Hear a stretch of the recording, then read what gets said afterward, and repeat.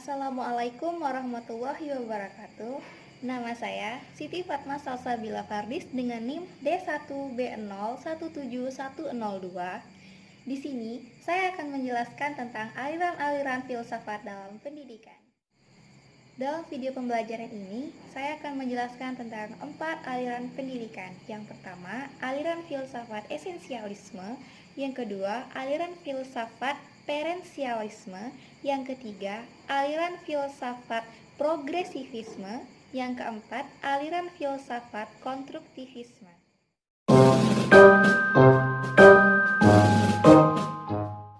Secara etimologi, esensialisme berasal dari bahasa Inggris, itu esensial yang berarti pokok atau inti dari sesuatu, dan kata isme yang berarti aliran atau mazhab. Jadi, aliran esensialisme ini merupakan aliran filsafat pendidikan yang ingin kembali kepada kebudayaan-kebudayaan lama sebagai warisan sejarah yang telah membuktikan keunggulan bagi kebaikan-kebaikan bagi hidup manusia. Nah, si esensialisme ini juga dipengaruhi oleh filsafat idealisme dan juga filsafat realisme. Esensialisme juga memandang bahwa pendidikan itu harus berpijak pada nilai-nilai yang dapat memiliki kejelasan dan tahan lama yang memberikan kestabilan dan nilai-nilai terpilih yang mempunyai data-data yang jelas. Filsafat ini juga memiliki tujuan. Nah, tujuannya adalah untuk membentuk seseorang yang berguna dan berkompeten. Dan isi pendidikannya itu juga mencakup ilmu pengetahuan sesuai dengan kehendaknya. Nah, adapun kurikulum sekolah bagi esensialisme adalah analog dengan miniatur dunia yang bisa dijadikan sebagai ukuran kenyataan, kebenaran, dan keagungan.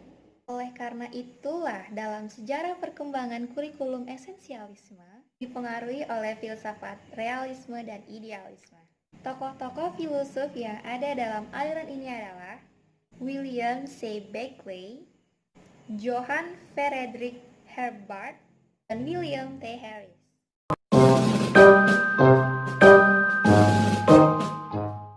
Aliran perennialisme berasal dari kata perennial yang berarti abadi, kekal, atau bersifat lestari.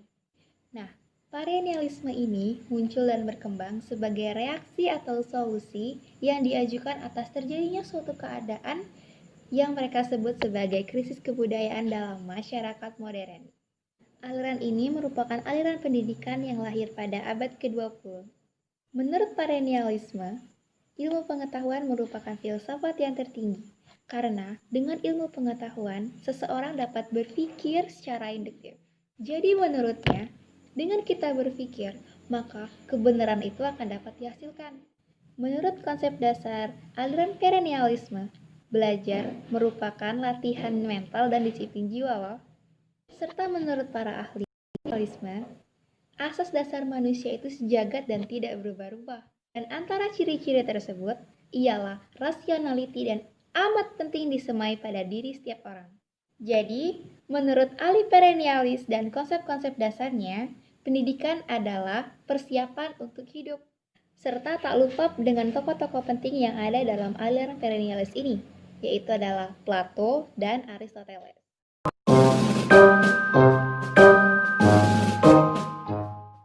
Berasal dari kata progres, yakni kemajuan. Secara harfiah, progresivisme dapat diartikan sebagai aliran yang menginginkan kemajuan secara cepat.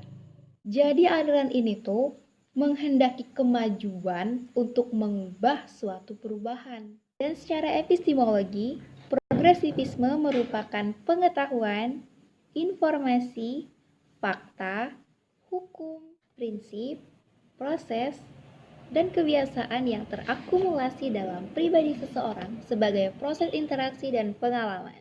Nah, dalam konteks filsafat pendidikan, aliran ini merupakan aliran yang menekankan bahwa pendidikan bukan hanya memberikan pengetahuan kepada subjek didik saja, tetapi berisi beragam data empiris dan informasi teoritis. Progresivisme dalam pendidikan ada dua, yaitu yang pertama, pandangan tentang anak didik dan pendidik. Di sini, peserta didik dipandang sebagai kesatuan jasmani dan rohani, dan sebagai seorang guru, maka ia harus memfasilitasi sarana dan prasarana untuk siswanya. Dan yang kedua adalah pandangan tentang belajar. Menurut aliran ini, belajar itu dilaksanakan oleh gerakan dari asumsi bahwa anak didik itu bukanlah manusia kecil, melainkan seutuhnya memiliki potensi untuk berkembang dengan kemampuan yang berbeda. Oleh karena itu, dalam aliran ini, belajar lebih dipusatkan terhadap anak didik daripada pendidik dan bahan ajarnya. Tokoh-tokoh filosof dalam aliran ini ada tiga. Yang pertama, William James, yang kedua, John Dewey, dan yang ketiga, Hans van Heinger.